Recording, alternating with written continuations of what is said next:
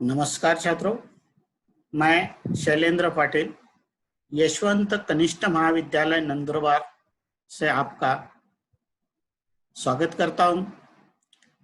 आज के इस वीडियो में हम हिंदी योग भारती कक्षा 12वीं पाठ क्रमांक 7 पेड़ होने का अर्थ, इसका अध्ययन हम आज करेंगे। दोस्तों, पेड़ होने का अर्थ, इसके कवि है डॉक्टर मुकेश गौतम। यह जो विधा है, यह नई कविता है। इसके जो रचनाकार है, मैंने आपको पहले ही बताया कि डॉक्टर मुकेश गौतम जी है। हम सबसे पहले कवि परिचय देखेंगे। डॉक्टर मुकेश गौतम जी का जन्म 1 जुलाई 1970 को उत्तर प्रदेश के सहारनपुर में हुआ। आधुनिक कवियों में आपने अपनी विशिष्ट पहचान बनाई है। आपने आधुनिक भावबोध को सहज सीधे रूप से अभिव्यक्ति दी है। वर्तमान मनुष्य की समस्याएं और प्रकृति के साथ हो रहा क्रूर मजाक आपके काव्य में प्रखरता से उभर कर आते हैं। आप हास्य व्यंग्य के लोकप्रिय मंचीय कवि है, फिर भी सामाजिक सरोकार की भावना आपके काव्य का मुख्य स्वर है। आपकी समग्र रचनाओं की भाषा अत्यंत सरल, सहज है तथा मन को छू जाती है। आपके काव्य में बड़े ही स्वाभाविक और लोक व्यवहार के बिंब, प्रतीक और प्रतिमान आते हैं, जो प्रभावशाली ढंग से आपके भावों और विचारों का संप्रेषण पाठकों तक करते हैं। आपकी प्रमुख कृतियां हैं अपनों के बीच, सतह और शिखर, सच्चाइयों के रूबरू, वृक्षों के हक में, लगातार कविता, प्रेम समर्थक है पेड़, इसकी क्या जरूरत थी, कविता संग्रह आदि। अब दोस्तों, हम विधा का परिचय देखते हैं कि प्रस्तुत काव्य नई कविता की अभिव्यक्ति है। नए भावबोध को व्यक्त करने के लिए काव्य क्षेत्र में नए प्रयोगशील और भाव पक्ष के स्तर पर किए गए नए शब्द प्रयुक्त हुए, नए प्रतिमान, उपमान और प्रतीकों को तलाशा गया। फलतः नई कविता आज के व्यस्ततम मनुष्य का दर्पण बन गई है और आसपास की सच्चाइयों की तस्वीर। चलिए छात्र मित्रों, हम अब पाठ परिचय देखेंगे। प्रकृति मनुष्य के जीवन का स्पंदन है और पेड़ इस स्पंदन का पोषक तत्व है। पेड़ मनुष्य का बहुत बड़ा शिक्षक है। पेड़ और मनुष्य के बीच पुरातन संबंध रहा है। पेड़ ने भारतीय संस्कृति को जीवित रखा है और मनुष्य को संस्कारशील बनाया है। पेड़ मनुष्य का हौसला बढ़ाता है, समाज के प्रति दायित्व और प्रतिबद्धता का निर्वाह करना सिखाता है और सच्ची पूजा का अर्थ समझाता है। कवि ने मनुष्य जीवन में पेड़ की विभिन्नार्थी भूमिकाओं को स्पष्ट करते हुए उसके होने की आवश्यकता की ओर संकेत किया है। सब कुछ दूसरों को देकर पेड़ जीवन की सार्थकता को सिद्ध करता है। देखिए छात्रों, कि हम देखते हैं कि पेड़ हमारी तरह वह भी जीवित रहता है।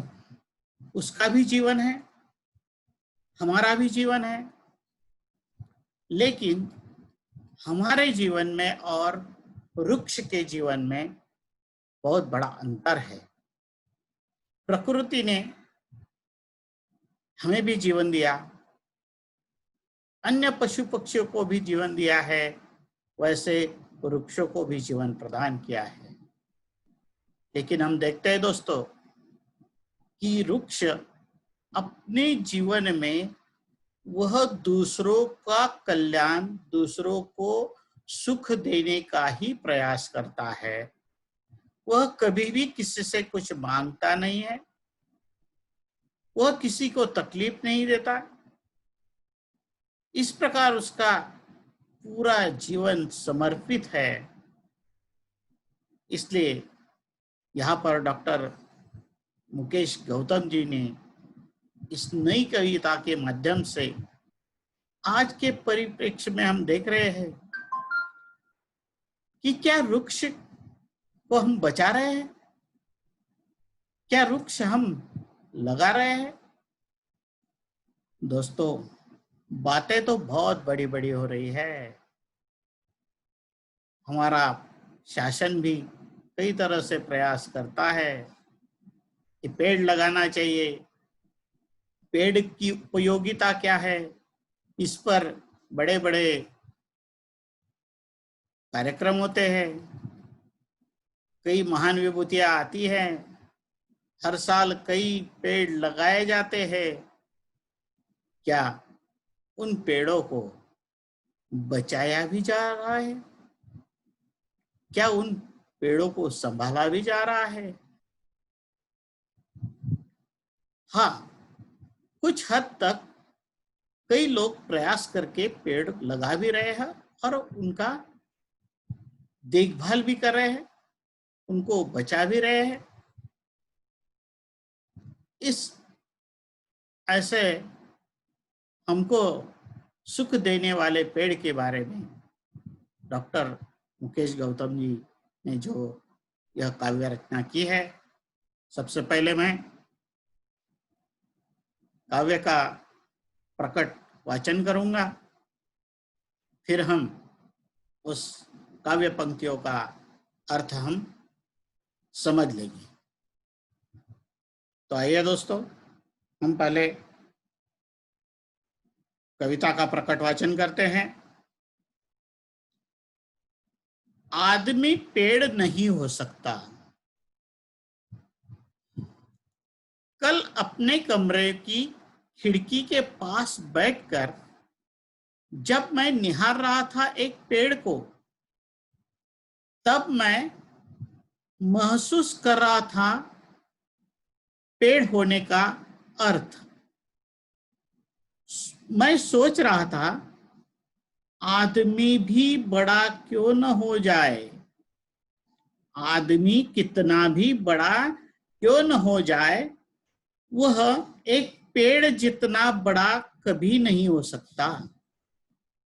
या यूं कहो कि आदमी सिर्फ आदमी है, वह पेड़ नहीं हो सकता।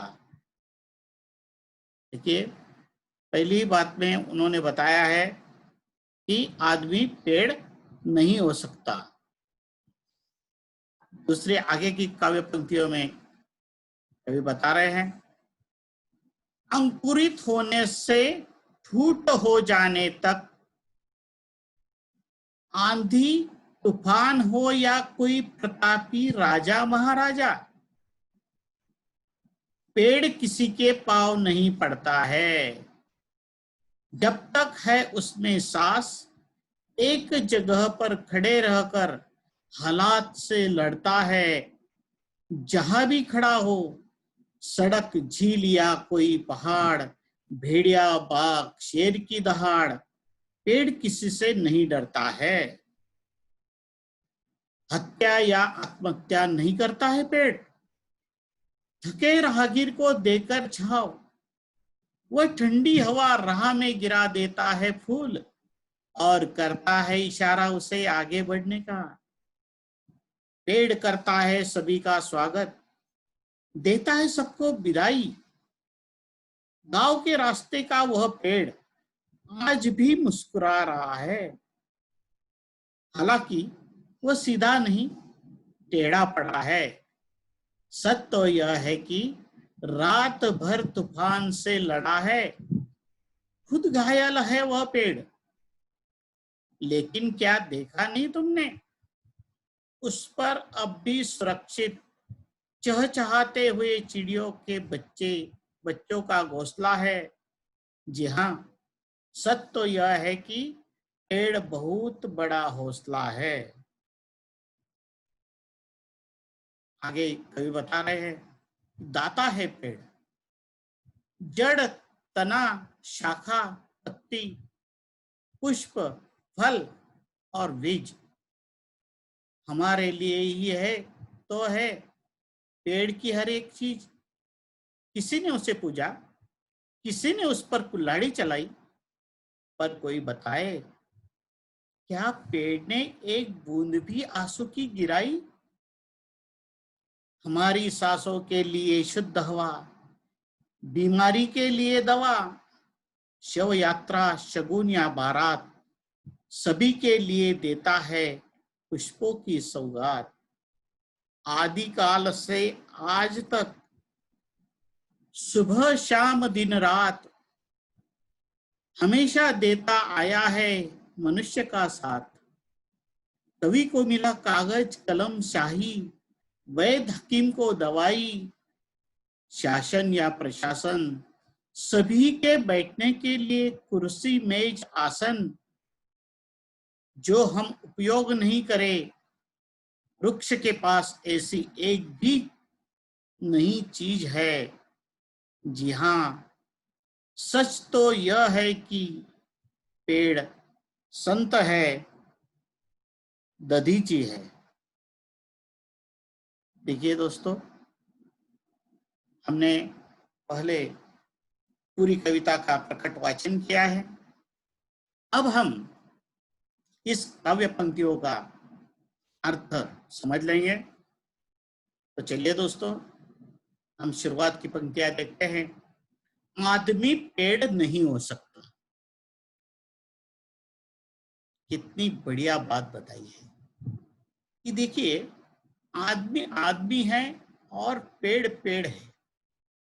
लेकिन यहाँ पर कवि बता रहे हैं कि आदमी पेड़ नहीं हो सकता। क्यों नहीं हो सकता? देखते हैं। कल अपने कमरे की खिड़की के पास बैठकर कवि कह रहे हैं कि मैं कल जब अपने ही कमरे में खिड़की के पास बैठा था और उस पेड़ को मैं निहार रहा था। निहारना यानी ध्यान से देखना। उस पेड़ की ओर वह ध्यान से देख रहे हैं। तब मैं महसूस कर रहा था पेड़ होने का अर्थ। तब कवि खुद समझ ले रहे हैं, महसूस कर रहे हैं कि पेड़ होना यानी क्या होना। पेड़ होने का मतलब क्या है? मैं सोच रहा था, आदमी कितना भी बड़ा क्यों न हो जाए, आदमी अपने जीवन में तरक्की करता है। वह अपनी मंजिल पाने के लिए न जाने कितने प्रयास करता है और वह शिखर पर जाकर बैठता है। फिर भी वह एक पेड़ जितना बड़ा कभी नहीं हो सकता। ऐसा कवि का मानना है कि पेड़ कभी भी इतना बड़ा कभी नहीं हो सकता। या यूं कहूं कि आदमी सिर्फ आदमी है, वह पेड़ नहीं हो सकता। देखिए, आदमी सिर्फ आदमी है, वह पेड़ नहीं हो सकता। तो क्यों नहीं हो सकता?